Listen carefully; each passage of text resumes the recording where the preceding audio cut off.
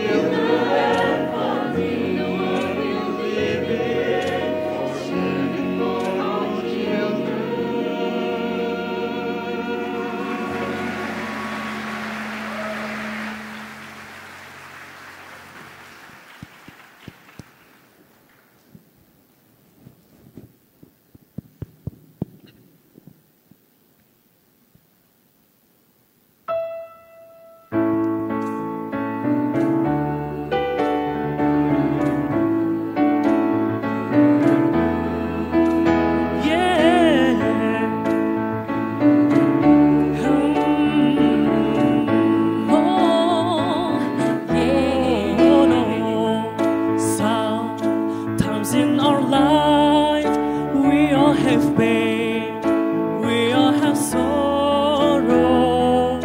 But if we are wise, we all that there's always tomorrow. Lean on me when you're not strong, and I'll be your friend. I have you carry on, for it won't be long till I'm gonna need somebody to lean on. Please swallow your pride. If I have things you need to borrow, for no one can feel those other needs that you won't let show. When you need a friend, we all need somebody to lean on. You understand? We all need somebody to lean on. If there is a love you have to bear, that you can carry. Right on the road, I'll share your love. If you just call me,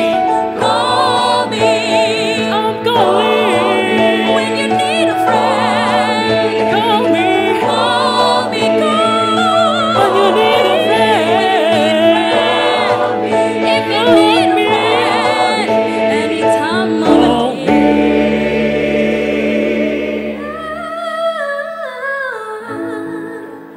if love be love, till I gotta need somebody to lean on, lean on, lean on me.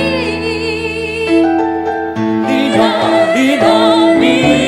When you need a friend, lean on me. When you need a friend, lean on me. I'm gonna need somebody to lean on. I'm gonna need somebody to lean on.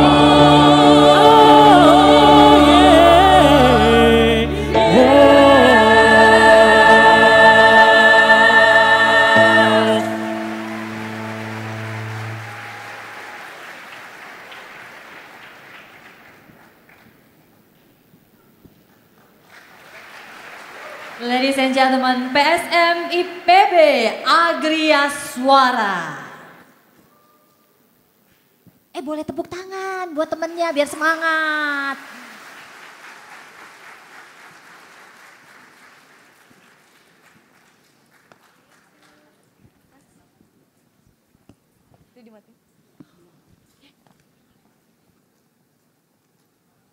Sekali lagi terima kasih PSM IPB Agria Suara yang sudah menyumbangkan suaranya yang luar biasa pada pagi hari ini. So, Assalamualaikum warahmatullahi wabarakatuh. Saya akan sapa sekali lagi. Assalamualaikum warahmatullahi wabarakatuh. Tepuk tangan dulu buat kita semua. Selamat pagi, salam sejahtera untuk kita semua. Om Swastiastu, Namo Buddhaya, salam kebajikan. So ladies and gentlemen, good morning and welcome to the largest annual conference. Conference of Indonesia Foreign Policy 2022.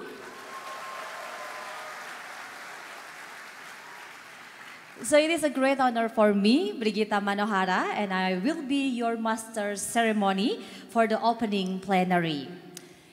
Excellencies, distinguished guests, ladies and gentlemen, after a 2-year hiatus because of the COVID-19 pandemic, Foreign Policy Community of Indonesia is back with its largest annual conference, the Conference on Indonesian Foreign Policy 2022, with the theme navigating a turbulent ocean. Please give applause for all of us in here. So Bapak Ibu sekalian, teman-teman mahasiswa yang datang dari berbagai daerah, CIFP is the largest foreign policy conference in the world, not only in the Asia, but in the world. It is not in China, not in the United States, but it is in Indonesia. So CIFP has been described as a combination of an international seminar and a rock concert, reflecting how rare it is for the foreign policy conference to display a festive high-energy atmosphere attended by thousands of people, especially young generation. Mana suaranya young generation kita? Young generation Indonesia mana? Yang dari Yogyakarta mana? Yang dari Cimahi, Unjani mana? Yang dari Jakarta? Dari Lampung? Luar biasa. Ada yang saya belum sapa? Dari mana? Bandung mana suaranya? Luar biasa sekali. So Bapak Ibu sekalian, ladies and gentlemen, CIFP is a festival of diplomacy that aims to bring all the stakeholders together in an intellectually rich, open and inspirational way from all over Indonesia and abroad. People attending this conference range from ministers and other high-level officials, ambassadors and other diplomats, politicians, military officers, captains of industry and corporate leaders, celebrities, representatives of think tanks and NGOs, academicians, and of course, students. Ladies and gentlemen, CIFP 2022 is made possible today with the strong support of our sponsor, European Union Delegation to Indonesia and Brunei Darussalam. Boleh tepuk tangan gak apa-apa, biar gak dingin ya kan? And then Sinarmas, PT Freeport Indonesia, Indonesia Morowali Industrial Park, PT Riau Andalan Pulp and Paper, Blibli, Ticket.com, Milk Life, Polytron, Australian Embassy Jakarta, Embassy of the People's Republic of China in Indonesia, Hana Bank, Harum Energy, KMK Group, Sido Muncul, Hana Masa, Grab Indonesia, PT Indorama Synthetics, PT Indorama Synthetic Hiroto, Bakri Group, Bluebird Group, L'Oreal Indonesia, Cap Panda, Hydro Coco, Tanjung Lesung, Presiden University, Nestle Indonesia, our university partners. Semangat ya, tadi pagi makan berapa piring? And our institutional and organizational partners, thank you for all sponsor. And once again to everyone for your support. So this event is held today. Before we start, I would like to remind to all participants to share your moments today by using the hashtag CIFP 2022 and mention at FPC Indo. Once again, mention at FPC Indo in all of your posts. Jadi teman-teman posting sebanyak-banyaknya, hashtagnya CIFP 2022 dan mentionnya at FPC Indo. Ya, mention sebanyak-banyaknya biar viral acara kita pada pagi hari ini. Ladies and gentlemen, I'm sure everyone in the audience should be familiar with our first speaker of the day. He is the former Indonesian ambassador to the United States, as well as former Vice Minister of Foreign Affairs. Most importantly, he is the founder and chairman of Foreign Policy Community of Indonesia. But before we hand over the floor to Dr. Dino Patijalal, Please watch the following video of 2022 World Event.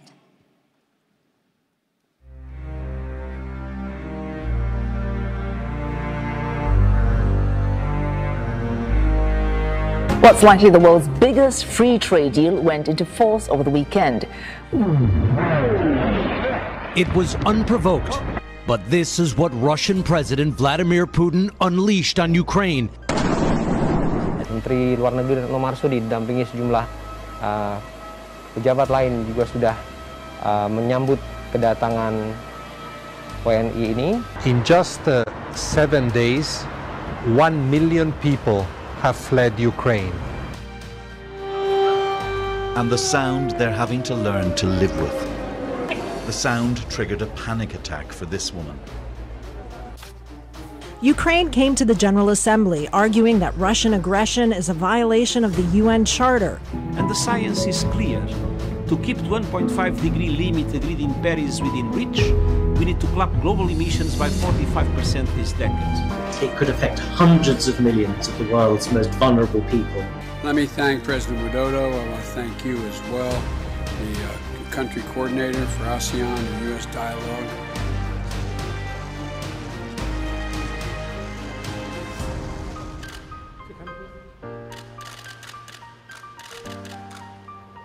Melihat kerusakan yang terjadi di kota Irpin.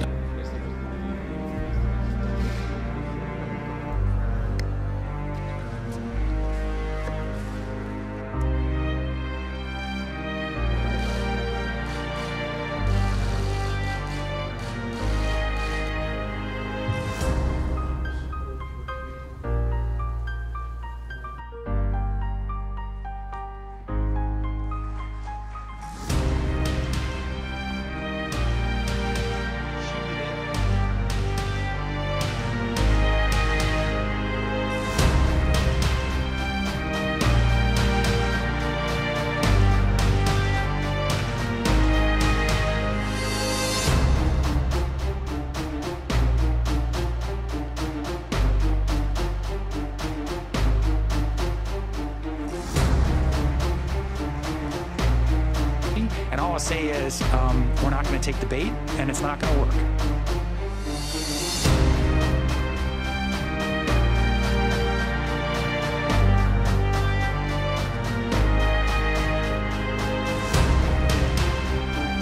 President, many leaders have spoken here over the past few days. We share the same concern. The current state of our world is very worrying. The death of a young Kurdish woman in Iran has sparked unprecedented protests across the country.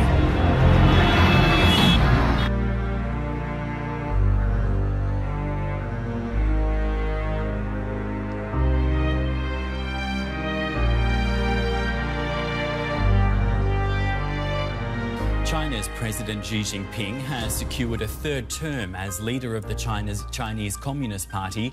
It's a historic moment that confirms him as the nation's most powerful ruler since Mao Zedong.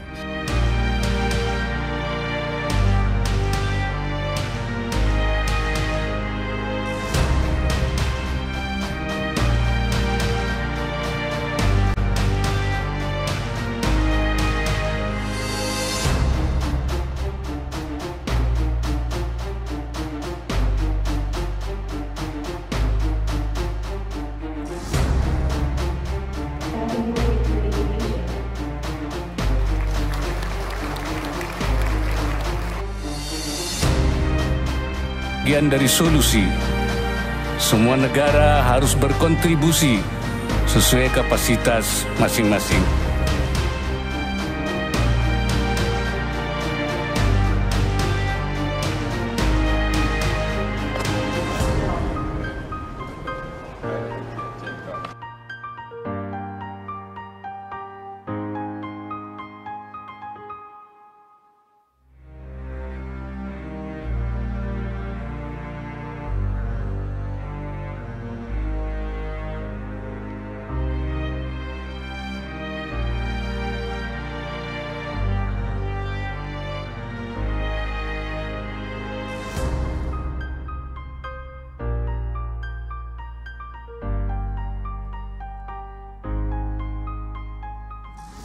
Saya, Anwar bin Ibrahim, setelah dilantik memegang jawatan seorang Perdana Menteri. Ladies and gentlemen, founder and chairman of Foreign Policy Community of Indonesia, Dr. Dino Patijalal.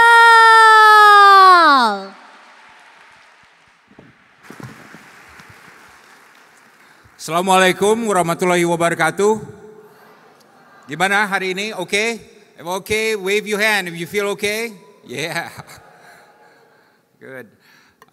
Saya mohon bicara dalam bahasa Inggris because we have some foreign guests, foreign ambassadors who are here, and also friends like Gordon from Australia, Richard Hedarian, and so on. I want to recognize Ketua Pemuda Muhammadiyah, Cak Nanto, please stand up. Yeah, good. Ketua Asosiasi Ilmu Hubungan Internasional, Pak Asep, ya, dan Pak Rianto, Sekjennya. Ya. Sekjen Indonesia Diaspora Network Global, Ibu Lucy Susantono. Kemudian juga Sekjen dari Asosiasi Dosen Indonesia, Bapak Utario. Oh, sorry, Pak Rianto, ya, silakan. Ya, good. Terima kasih. Dari Adi saya sudah sebutkan tadi ya. Ya, sudah. Okay, good.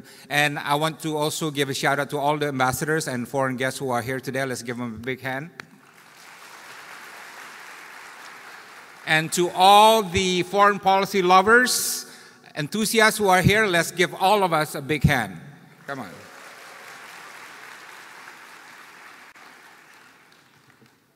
By the way, he doesn't know I'm going to do this, but there is one ambassador who has really inspired me all this year. His country, his people is under attack, and he has been every day fighting for his country. Every day he goes everywhere he is called, or even though he's not called, he goes there. He touches everybody's hearts. He knocks on every door. I know he's not getting paid well because his country's economy is shrinking, right? But with all his limited resources, he is showing what a diplomat should do to defend the honor of his country and the well-being of his nation. I want to ask this ambassador to rise, Ambassador Vasil of Ukraine, and let us give a big hand to him.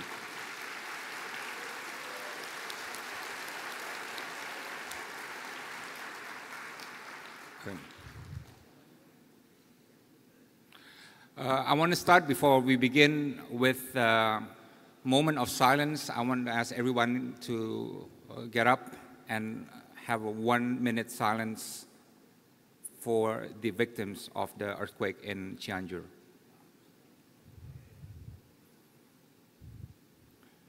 A moment of silence begins.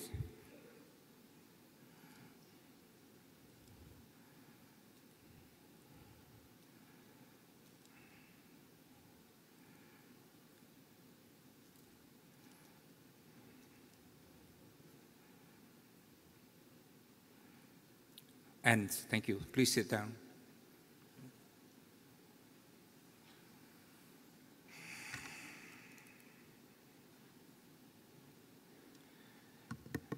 In 1948, Vice President Muhammad Hatta wrote a historic article titled Rowing Between Two Reefs, Mendayung Antara Dua Karang, and Hatta said that Indonesia must avoid at all costs crashing into any of the two reefs, Soviet bloc or Western bloc. Indonesia must belong to neither. And this article became the conceptual source of Indonesia's independent and active foreign policy, which became a permanent feature of Indonesian foreign policy doctrine. Today, we live in a different situation. We are no longer rowing between two reefs. We are navigating a turbulent ocean. And what a very turbulent ocean it is. We are back living in a divided and dangerous world, a world full of rivalries, confrontation, mistrust, and sometimes brinkmanship. A full-scale war is raging at the heart of Europe, and we don't know when this will end. The UN Security Council is totally dysfunctional addressing that war. There was alarming talk of nuclear weapons use. Defense spending across NATO countries are rising, and in the Indo-Pacific also. In our part of the world, many of us are nervous about tension across the Taiwan Straits. There's now the highest number of refugees ever in the world in recent memory. Climate projection is expected to rise by 2.6 degrees, according to the UN, and that's a lot higher than the Paris Treaty target of 1.5 degrees.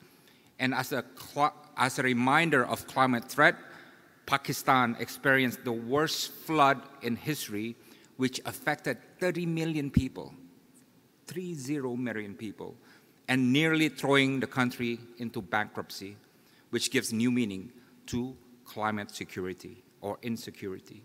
The Economist says that 2023, definitely the world will see economic recession. And many are calling this the perfect storm, coming from a triple crisis of food, energy, and finance. COVID-19 is still not over. China is still in lockdown mode, and even in Indonesia, the number is rising. And there are those who frame world affairs as a contest between democracies and autocracies, which FPCI does not agree with. In short, the world is facing strategic contests, economic stress, political division, and social anxiety. This is indeed the turbulent ocean faced by Indonesia. But we are no longer rowing a small boat. We are sailing a big ship. There are 4 main characteristics in terms of Indonesia's strategic circumstances today compared to 6 or 7 decades ago. First, Indonesia is much stronger today. We're not the same country when the Asia-Africa Conference convened in 1955. Indonesia's economy now is bigger than Mexico, bigger than Holland or Saudi Arabia or Turkey. We're bigger than Poland or Sweden or South Africa or Egypt or Portugal. And in about 2 decades, Indonesia will be the 4th largest economy. And as you all know, economic power translates into diplomatic influence and political leverage. Secondly, and this is very important for us to understand, Indonesia is not, I repeat, is not a target country. No country in the world considers Indonesia a strategic rival, adversary, or enemy. And if there is one, I would like to know which country that is.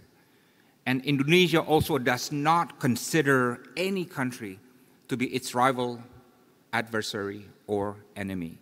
And so far, none of the geopolitical rivalries in the region or in the world are targeted at Indonesia. Thirdly, and this is a big difference than the past, Indonesia has close relations now with all the major powers. Indonesia has formal, comprehensive, and strategic partnerships with the United States, with China, with Japan, with Russia, with India, and others. Our relations with Washington, D.C., Beijing, and Tokyo are closer than ever. And none of these powers want to contain, break apart, or bring down Indonesia. And in fact, they all want to embrace Indonesia ever closer. And fourthly, the big difference is that Indonesia today has more foreign policy platforms and tools at our disposal compared to any other time. We have ASEAN, we have G20, we have APEC, we have Bali Democracy Forum, we have IORA, we have MICTA, and many more. With all this, I would say Indonesia is living in a strategic sweet spot, well-connected, well-positioned, and lots of space to maneuver. So it's no longer a question, as people always ask, is Indonesia pro-West or pro-East? It is a question whether we can make the whole world pro-Indonesia. And we can.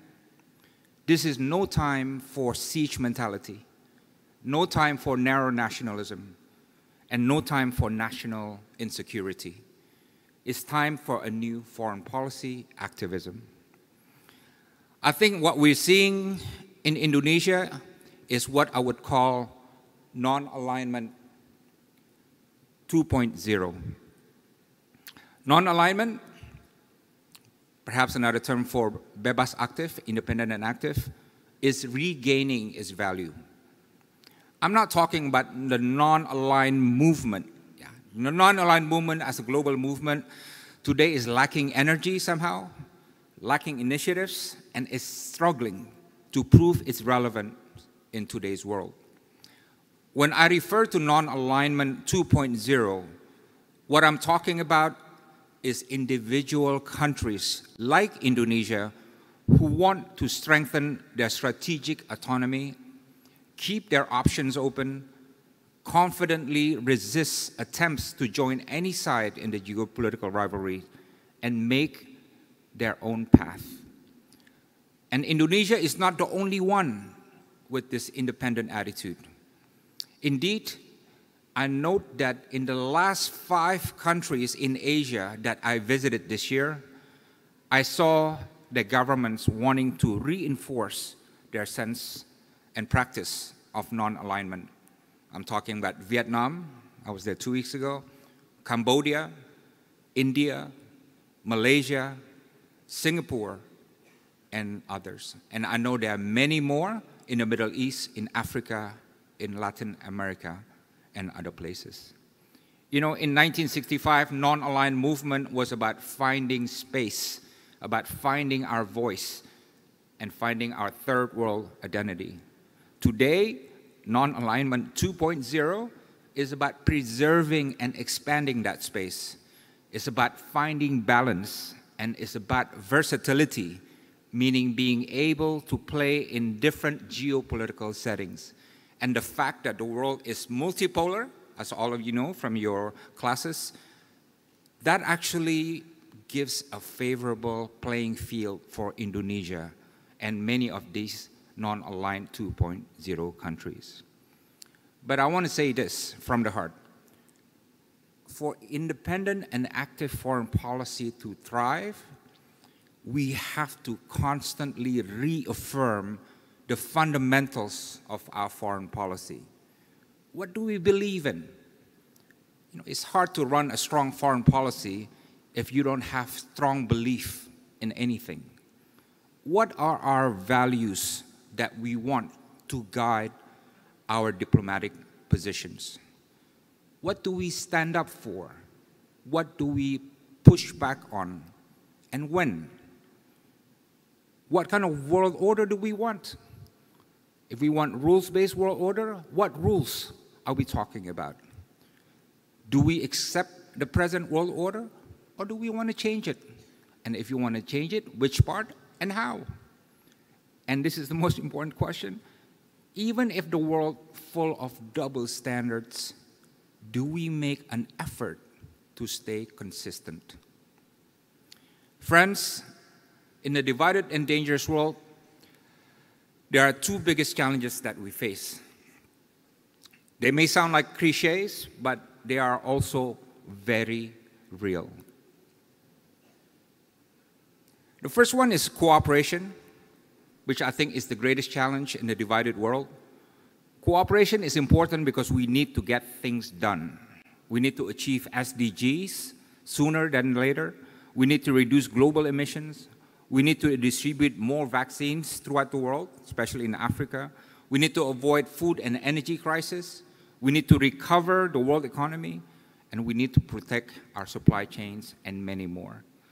We need to get things done. And it's hard to do all this when countries are locked in division and confrontation.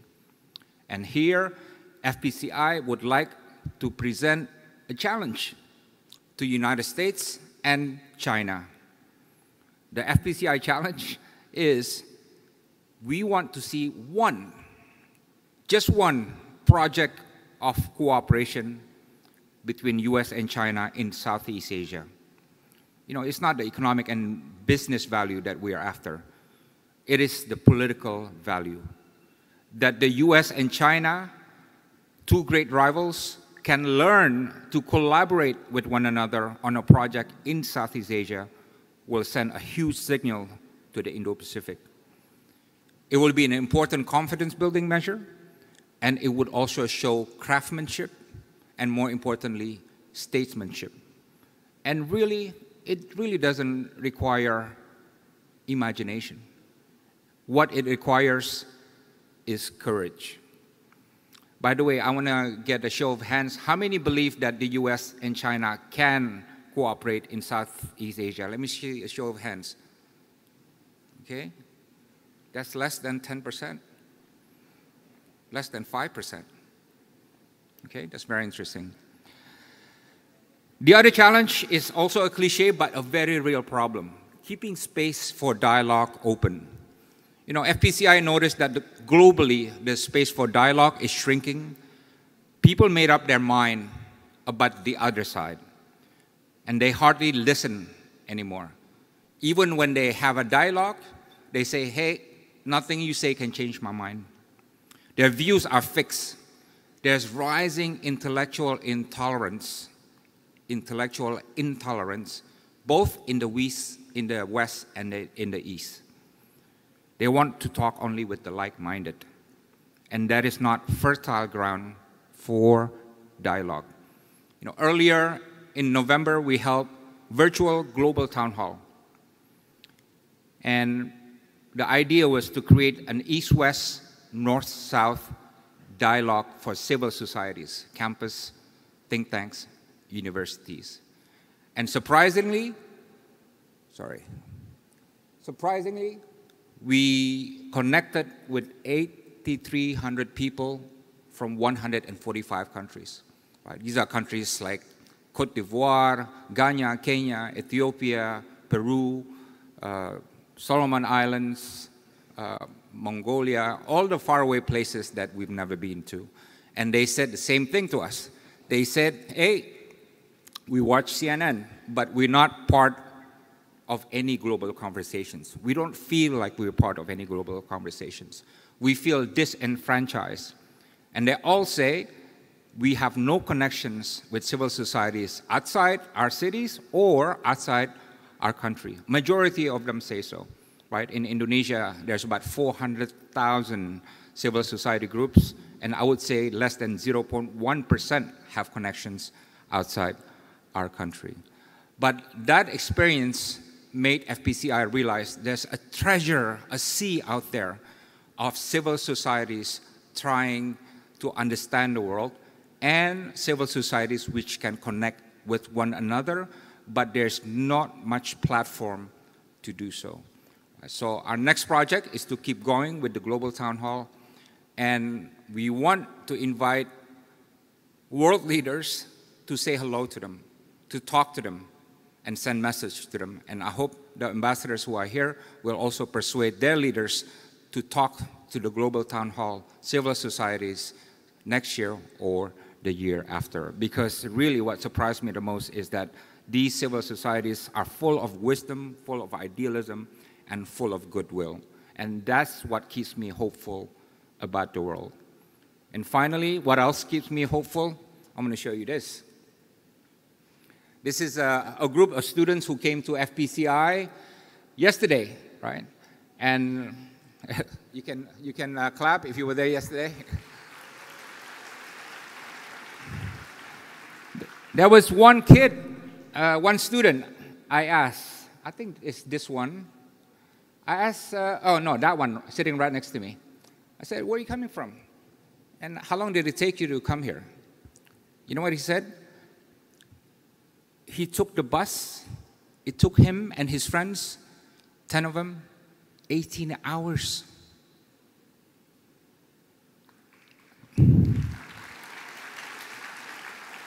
And there's a lot of you are doing the same thing, right? And I asked, why on earth would you take the bus for 18 hours? And he said, sir, I love foreign policy. You know, I have goodwill, I believe in the world, and I hope I can do good for the world, right? You know, I nearly wept when I hear it, right? I mean, you know, I like conferences, but I wouldn't be sitting in a bus for 18 hours, right? And, you know, I don't know why some of you here, maybe some of you are looking for a husband or a wife, right?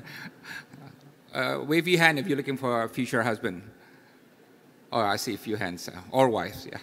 But really, it's this raw idealism, that raw passion and belief, not just in nationalism, but internationalism, that I think is very special about the people who are here today.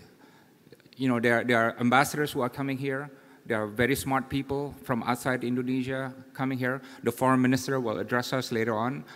But this conference is about you, right? It's about, you know, giving service to you.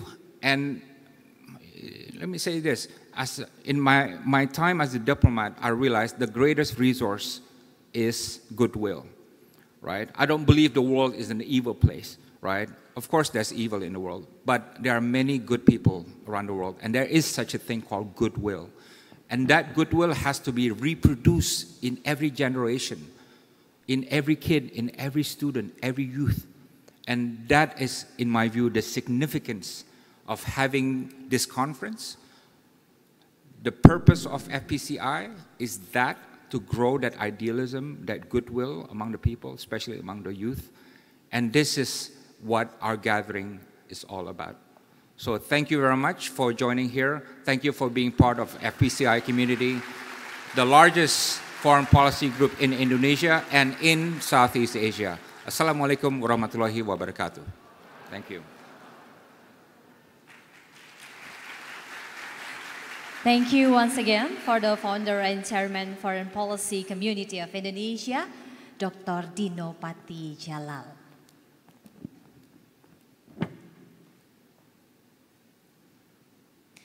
So ladies and gentlemen, before I continue to our next agenda, I would like to thank to our media partners, Kompas TV, Mahaka Advertising, Metro TV, Metro Globe Network, Republika.co.id, See Today, Mos Radio, Urbanasia, Teks dari Hai, Berita1.com. Once again, thank you for our media partners. And ladies and gentlemen, allow me to continue to the next agenda using Bahasa Indonesia.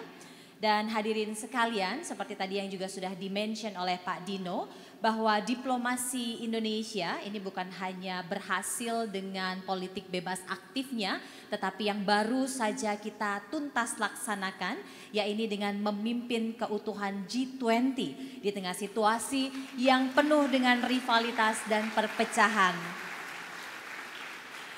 Indonesia juga di sepanjang kepemimpinan G20 telah menjadi jembatan dialog dan kerjasama.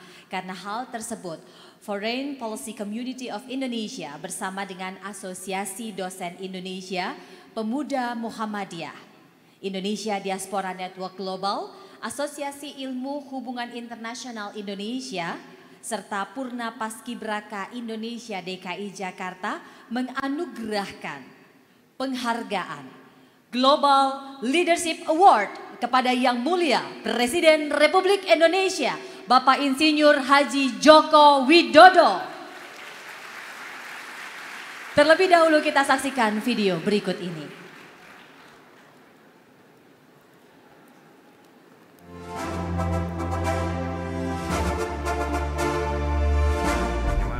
Да, ребят, я вижу тувинцев или бурятов.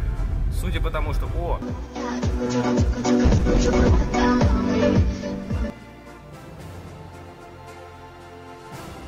The UN member states who co-sponsored a resolution opposing its use of force against Ukraine and calling for an unconditional withdrawal.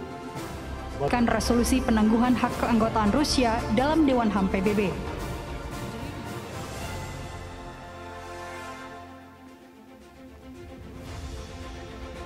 Presiden Putin menyampaikan terima kasih atas undangan KTT G20 dan beliau menyatakan akan hadir. Per telepon kemarin saya mengundang Presiden Zelensky untuk hadir dalam KTT G20. Dan terakhir, perbincangan bertelepon dengan Presiden Rusia Vladimir Putin. Presiden Rusia memberikan update mengenai situasi di Ukraina, termasuk proses negosiasi yang terus berlangsung antara Rusia dan Ukraina. So there's a photograph that was posted on Twitter by Chrystia Freeland, who is the Treasury spokesperson, the Finance Minister of Canada.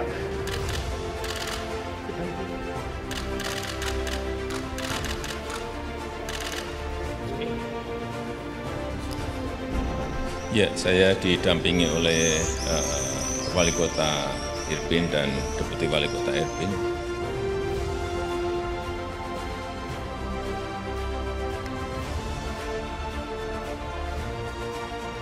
Russia's top diplomats stormed out of talks with G20 foreign ministers meeting in Indonesia after Western powers criticized Moscow over its invasion of Ukraine.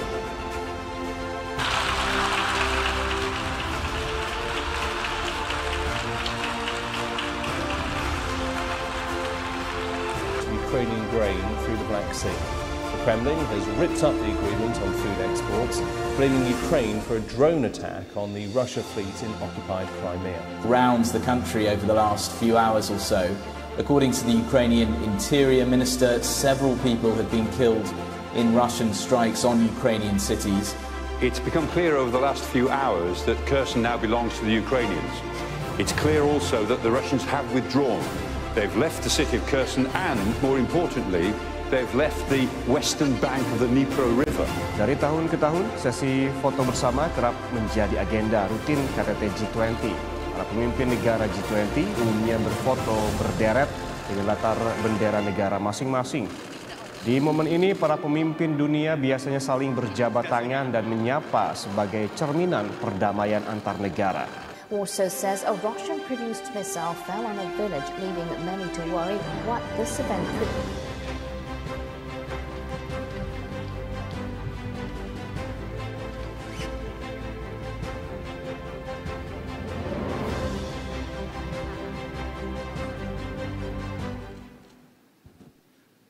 Hadirin sekalian, kami mengundang seluruh perwakilan untuk bisa naik ke atas panggung.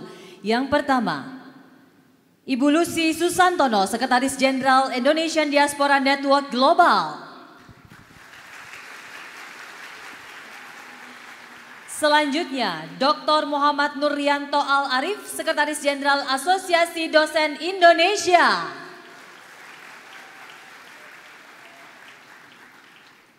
Ketua Umum Pemuda Muhammadiyah Indonesia, Susantono. Sengaja nggak dipanggil Bapak karena masih muda. Selanjutnya, Ketua Umum Asosiasi Ilmu Hubungan Internasional Indonesia, Dr. Asep Kamaludin Nasir.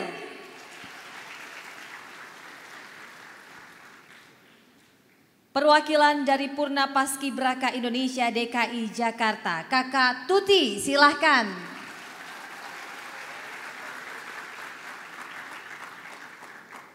The last but not least, ini yang juga punya acara, Founder and Chairman Foreign Policy Community of Indonesia, Dr. Dino Patijalal.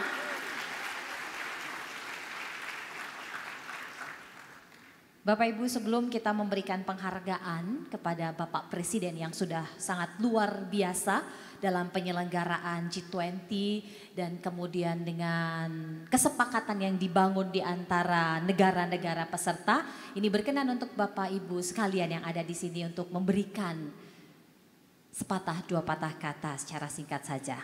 Kami persilahkan terlebih dahulu kepada Ibu Lucy. Terima kasih. Assalamualaikum warahmatullahi wabarakatuh. Perkenalkan, nama saya Lucy Susantono.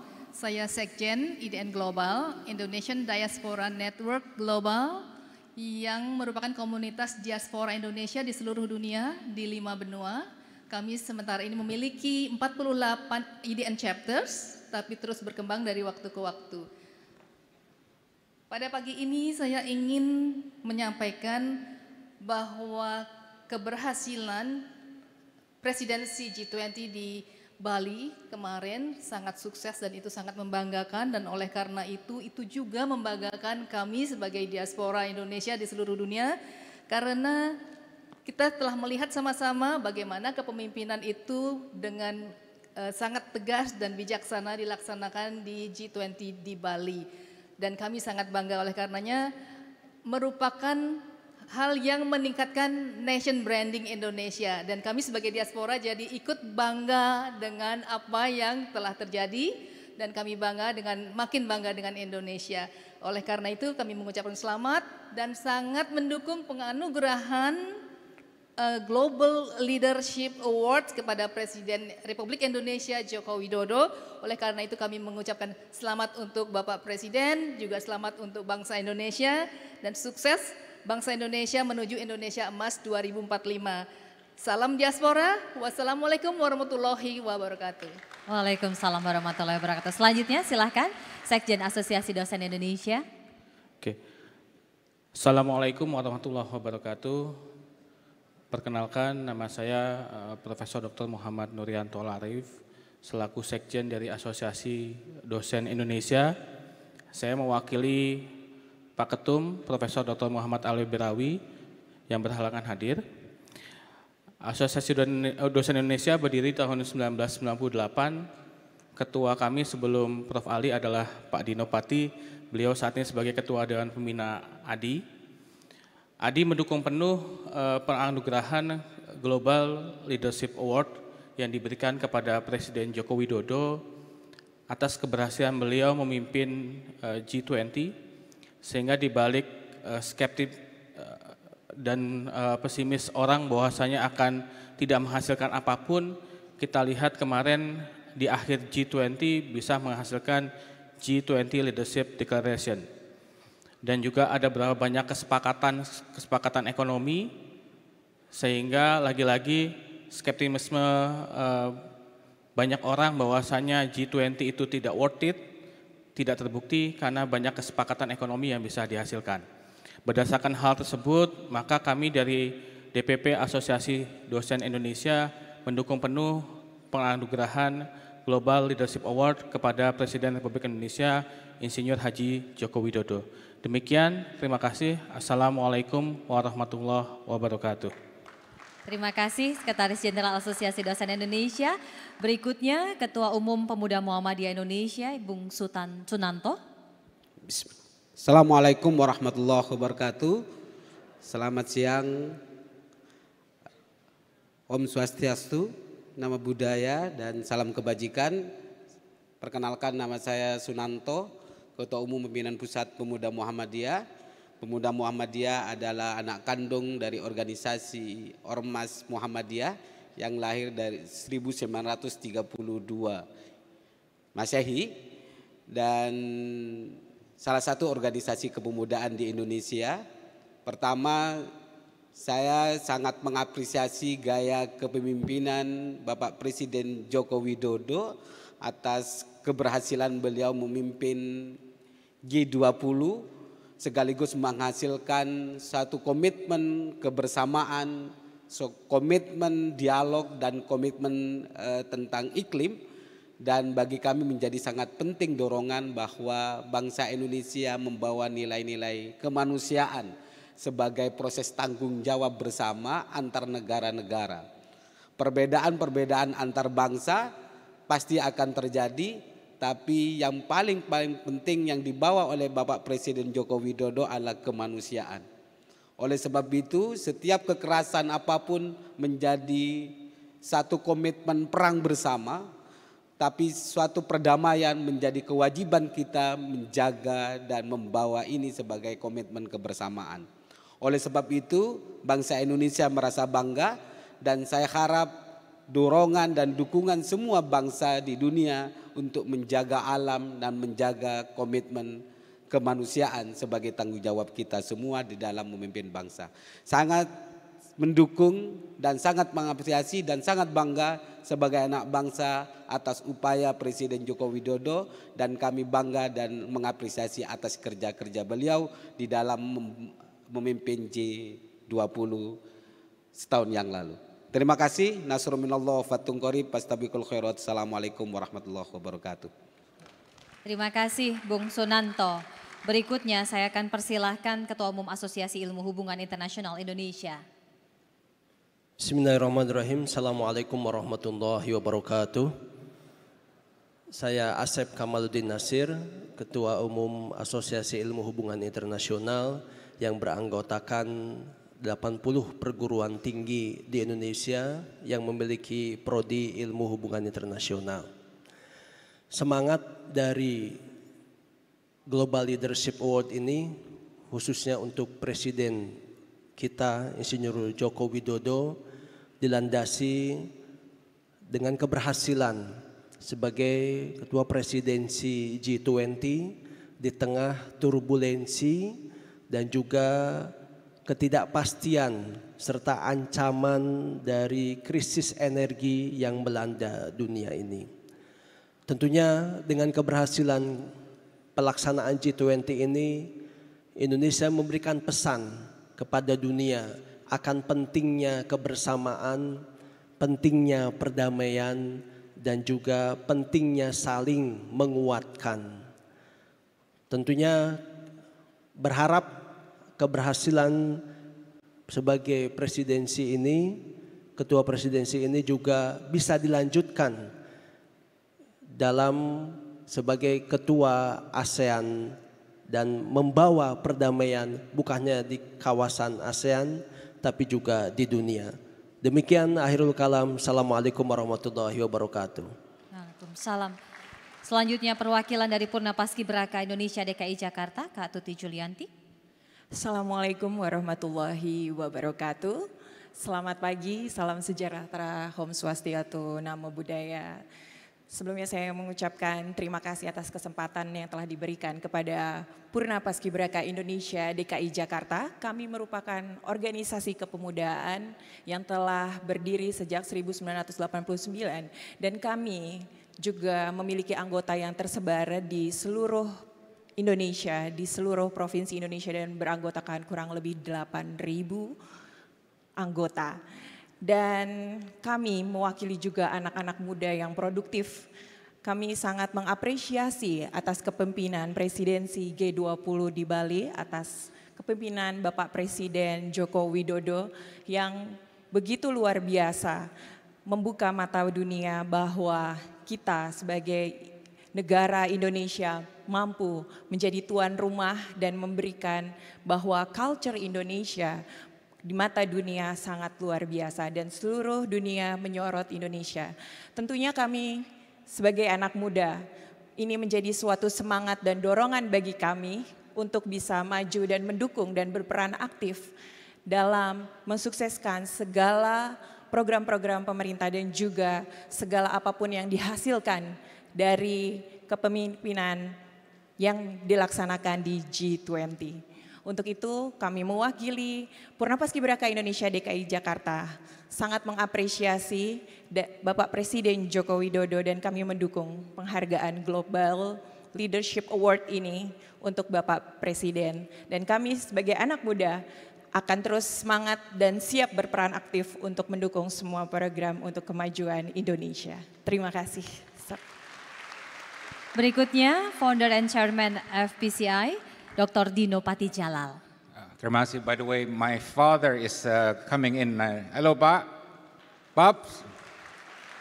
And my mom. Mom, wave your hand, Mama. Okay, good. Okay. All right. Let's be clear. Kita memberikan award ini bukan karena Indonesia menjadi pemimpin G20. Karena ini terjadi secara rutin, ya kan? Berikutnya India, tahun lalu ada Italia dan lain sebagainya. Kami memberikan award ini karena sebagai Presiden G20, Indonesia berhasil menyelamatkan G20 dari bahaya keruntuhan sejak adanya perang Rusia-Ukraina. Right? Karena G20 telah berubah, orang salaman aja nggak mau, foto aja nggak mau, bagaimana mau kerjasama. Ya. Tapi akhirnya apa yang terjadi di Bali, terjadi Magic of Bali, sehingga walaupun begitu banyak pertentangan dan perpecahan, akhirnya tercapai suatu komunike, Leaders Declaration, yang bisa bukan hanya membuat G20 utuh, tapi juga bisa membuat suatu kerjasama secara global pada saat di mana situasi dunia sedang mengalami multiple crisis. Jadi menurut saya sebagai pengamat politik luar negeri, ini adalah prestasi terbaik dari Presiden Jokowi dalam 8 tahun politik luar negeri. Ya, mari kita berikan tepuk tangan. Ya. Dan kita bangga dengan prestasi ini dan kita berharap Indonesia terus memainkan perannya dalam dunia internasional dalam kapasitas dan jalur apapun. Ya. Jadi terima kasih, kami ucapkan selamat sekali lagi kepada Presiden Jokowi dan kami sekarang ingin menyapa Ibu Menteri Luar Negeri yang sekarang sudah ada di layar dan bicara live dengan kita semua. Ibu Menteri. Hi Ibu Menteri, how are you? Hi Pak Dino, how are you? Okay. Hi all, hi. Yeah. Okay, I hope you're feeling well and thank you for joining us. Dan kami senang sekali Ibu Menlu bisa menyapa kami dan juga bisa menerima award ini on behalf of President. Dan kami silakan mikrofon kepada Ibu Menteri Luar Negeri Retno Marsudi. Silakan Ibu. Well, thank you very much Pak Dino. Duta Besar Dino Patijalal, ambassadors, Ibu Bapak, rekan-rekan yang saya hormati. First of all, thank you so much for the Global Leadership Award for Presiden Joko Widodo. Appreciate it very much. Terima kasih Ibu Bapak atas award yang diberikan kepada Bapak Presiden Joko Widodo, terutama kepada Asosiasi Ilmu Hubungan Internasional Indonesia Pemuda Muhammadiyah, IDN Global, Purna Paskibraka, dan Asosiasi Dosen Indonesia, serta tidak kalah pentingnya adalah FCPI. Dan tentu saya akan melaporkan, menyampaikan award ini immediately kepada Bapak Presiden. Pak Dino, terima kasih banyak atas undangan bagi saya untuk hadir dalam acara ini dan mohon maaf saya tidak dapat hadir in person, and thank you so much for mentioning non-alignment to point O. Colleagues, I wish I could be there with you all, dan sebagai gantinya saya hadir secara live virtual dari sejak tadi. Jadi saya mengikuti nyanyian sampai pidato Pak Dino secara utuh. Ibu Bapak yang saya hormati, Presidensi G20 Indonesia baru saja selesai dengan hasil yang sangat baik. Alhamdulillah. Di awal-awal banyak sekali pihak yang pesimistik bahwa Indonesia akan dapat menjalankan presidensinya dengan baik dan KTT G20 akan dapat berhasil menyepakati deklarasi. Pesimisme ini wajar, mengingat kondisi dunia yang sedang sangat sulit. Presidensi Indonesia di G20 memang dijalankan di tengah dunia yang menghadapi berbagai macam krisis. Pandemi COVID-19 belum selesai, perang di Ukraina belum menunjukkan tanda-tanda selesai. Rivalitas antar kekuatan besar semakin tajam dan pemulihan ekonomi dunia yang inklusif menjadi semakin terhambat. Beberapa pihak bahkan mengatakan bahwa presidensi Indonesia merupakan presidensi tersulit dalam sejarah G20.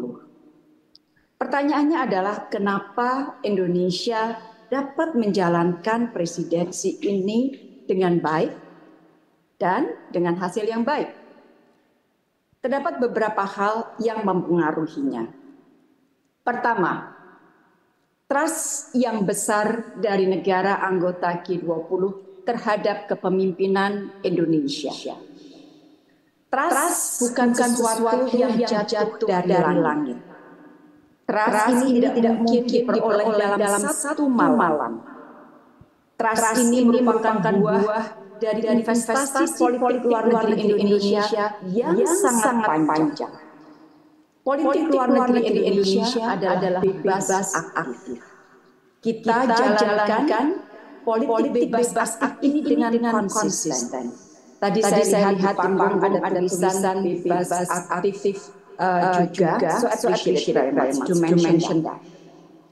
Politik luar negeri Indonesia selalu mendasarkan pada penghormatan terhadap prinsip nilai-nilai piagam PBB dan hukum internasional.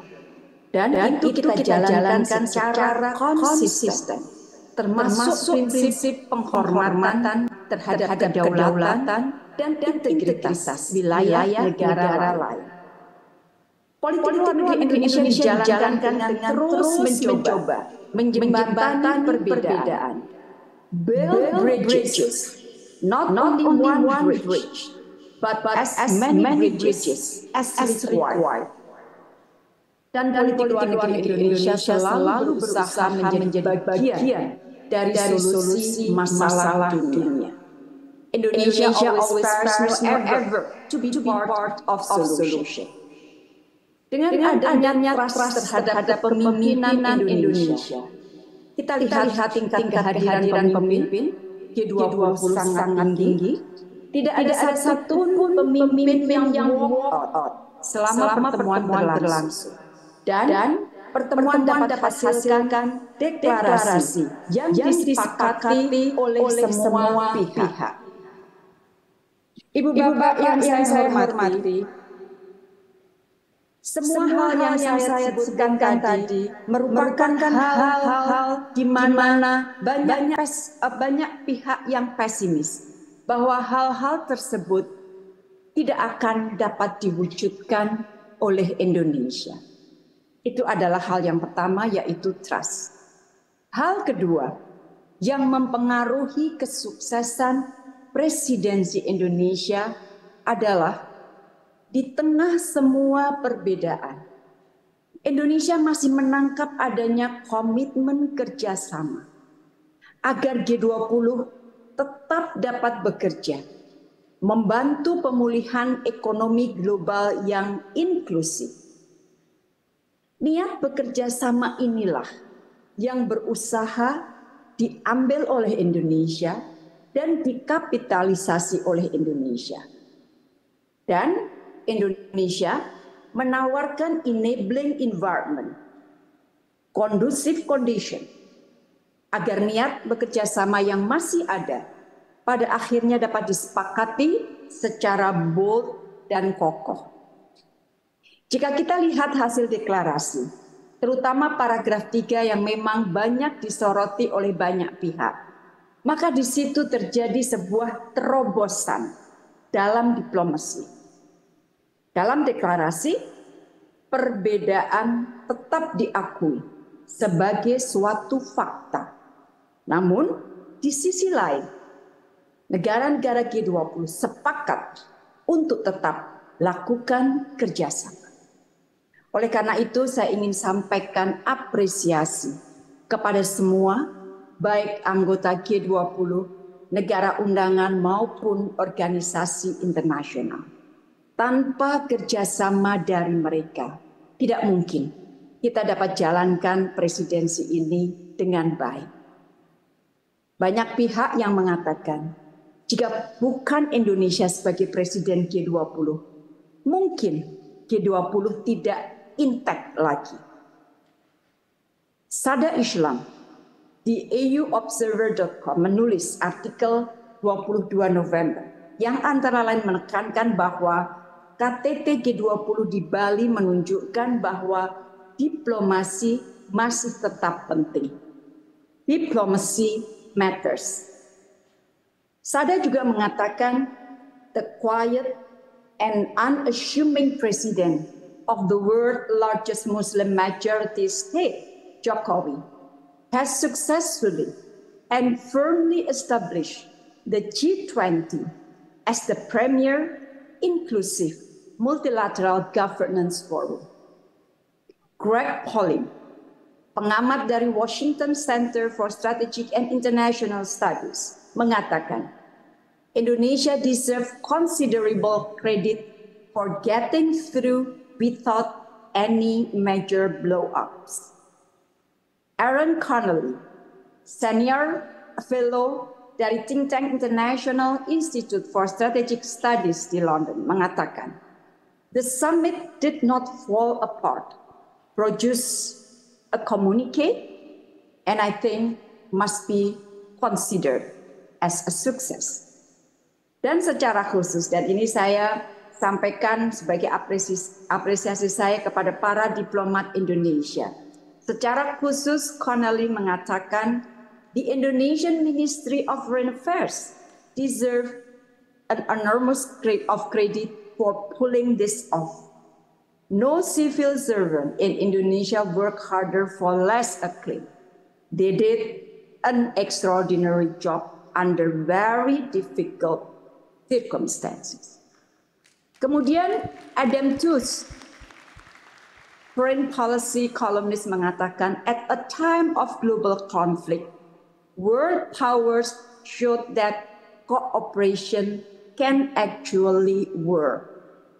Dan Presiden Charles Michel, Presiden Dewan Eropa, menegaskan, the fact that we have arrived at an agreement on the statement at Sherpa level, jadi pada saat itu statement ini disampaikan tanggal 14 November pukul 20.00 di mana Sherpa sudah menyetujui, Presiden Michel mengatakan it is an achievement in its own right.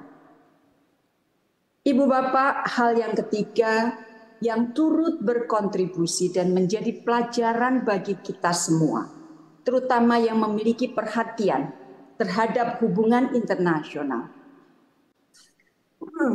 Your friendship, your personal relation, your good networking, at the end akan sangat membantu situasi sesulit apapun. Rekan-rekan, negosiasi yang dilakukan hampir berjalan setahun penuh. Negosiasi harus dilakukan dalam beberapa kali putaran.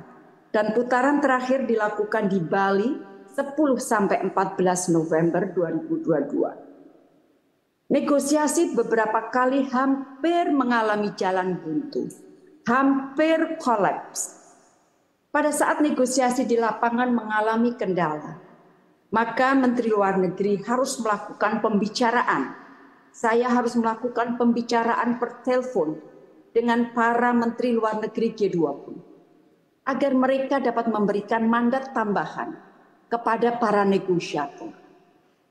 Test the water melalui Friends of the Chair merupakan salah satu pendekatan yang kita ambil beberapa kali guna memastikan bahwa paragraf yang akan diintroduksi tidak akan ditolak mentah-mentah. Semua cara, semua teknis negosiasi, bahkan inovasi dalam negosiasi, semua kita tempuh agar negosiasi tetap dapat berjalan. Dan yang patut kita apresiasi, sekali lagi saya harus mengapresiasi kepada semua negara anggota G20 bahwa sesulit apapun situasi negosiasi, tidak ada satupun negara yang memutuskan untuk disengage. Jadi saya mohon tepuk tangan teman-teman untuk seluruh negara anggota G20. Ini betul-betul patut kita syukuri dan apresiasi. Ibu Bapak, rekan-rekan yang saya hormati, di awal presidensi G20, Presiden Jokowi sampaikan komitmen untuk menyuarakan kepentingan negara berkembang dan menghadirkan kerjasama yang konkret yang dapat membantu pemulihan ekonomi global yang inklusif. Janji ini telah ditunaikan.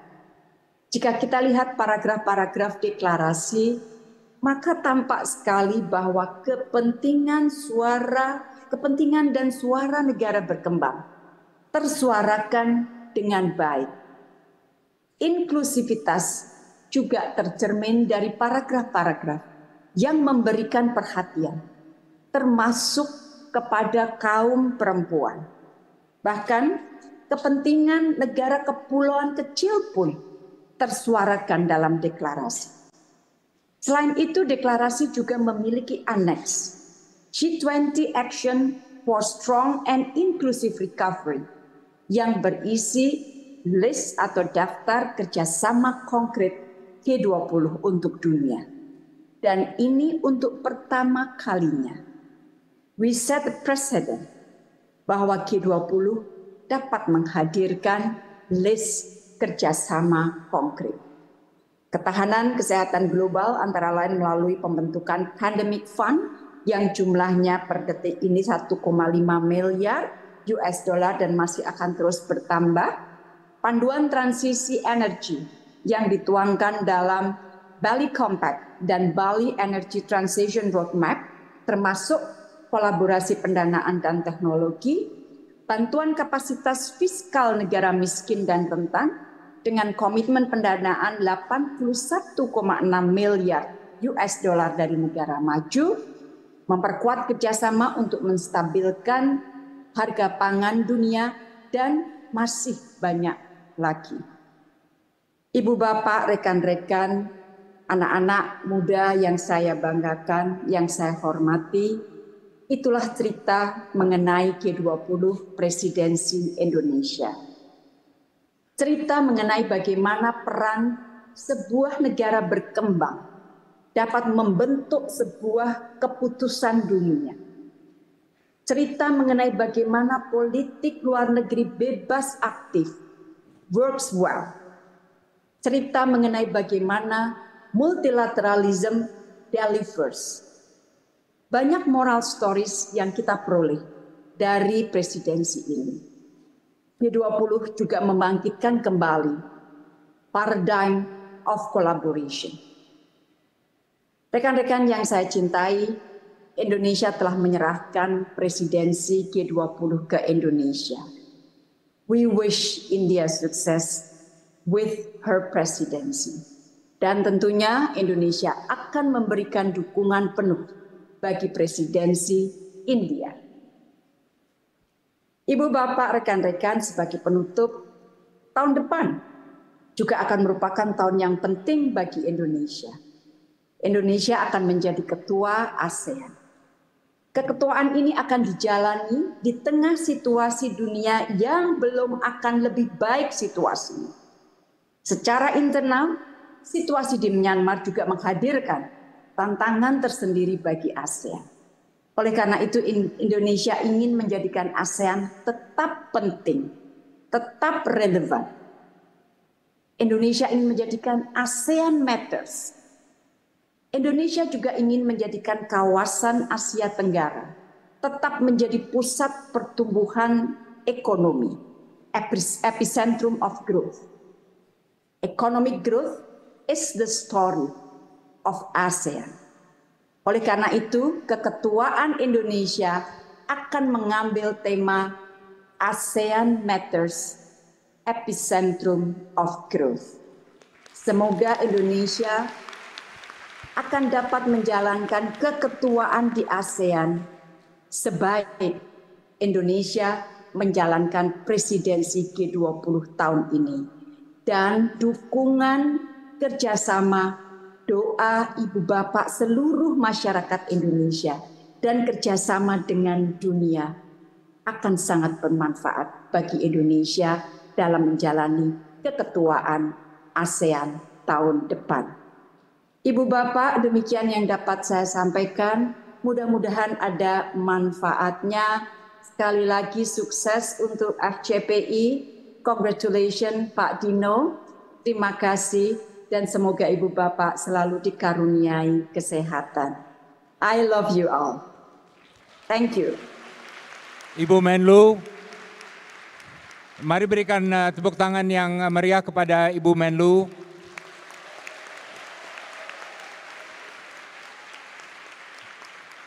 We, on behalf of FPCI, on all our, masih on kan beliau kan? Oh, masih. On behalf of FPCI dan seluruh keluarga besar pecinta komunitas hubungan internasional, kami mengucapkan selamat dan terima kasih atas dedikasi Ibu Menteri Luar Negeri Retno Marsudi terhadap perjuangan Indonesia dalam menjaga perdamaian dan memajukan kerjasama internasional. You've been an inspiration to us all. You've been an outstanding and amazing and awesome top diplomat. And we look forward to seeing more great work and contribution from Ibu Menlu dan juga from all Kemlu officials. Our prayers and support are always with you. And also, last but not least, we want to wish you an early happy birthday tomorrow, Ibu. Yeah. Thank you. Thank you. Yeah. Thank you very much. You're the first. Yes, I'll send you some bakwan and bakso to your house tomorrow. Yeah. You promise, yeah? Yes, promise. Yeah. Okay. Thank you, Ibu Menlu. Love, thank you once again, Pak Dino. Thank you all. Yeah. Thank you. Yeah, thank you. Baik, sekali lagi terima kasih Ibu Menlu dan kami semua di sini mendoakan yang terbaik untuk kesuksesan dan tentunya untuk ulang tahun yang esok hari ya Pak Dino ya akan dijelang oleh Ibu Menlu. Kami persilakan kepada Bapak Ibu perwakilan untuk bisa kembali ke tempat duduknya. Terima kasih juga sudah berkenan memberikan sambutan paling tidak mengenai alasan pemberian Global Leadership Award kepada Presiden Republik Indonesia Bapak Insinyur Haji Joko Widodo.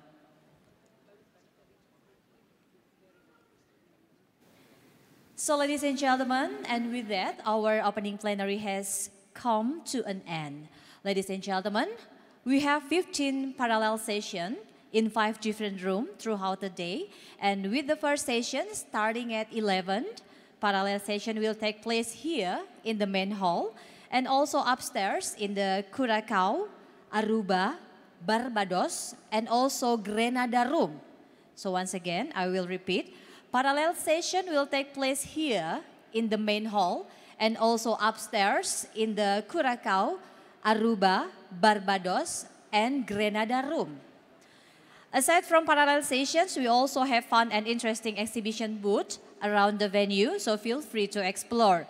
Also, don't forget to share your moments today by using the hashtag CIFP 2022. Once again, CIFP 2022 and mention at FPC Indo, at FPC Indo in all your posts. So having said that, I thank you for all your kind attention. Have a greatest day. Wassalamualaikum warahmatullahi wabarakatuh. See you again. Oh yeah, once again, this is announcement for anyone who has used interpretation device. Once again, for anyone who used the interpretation device, please return on the right hand side. So please return the interpretation device to the right hand side. Thank you. We will continue at 11. So for all participants, you can come back to the main hall or maybe you can join to the another room. As I said before, there is parallel session in the Curacao, Aruba, Barbados, and Grenada room at 11. Thank you. Ya, terima kasih udah diundang. Siap, no worries.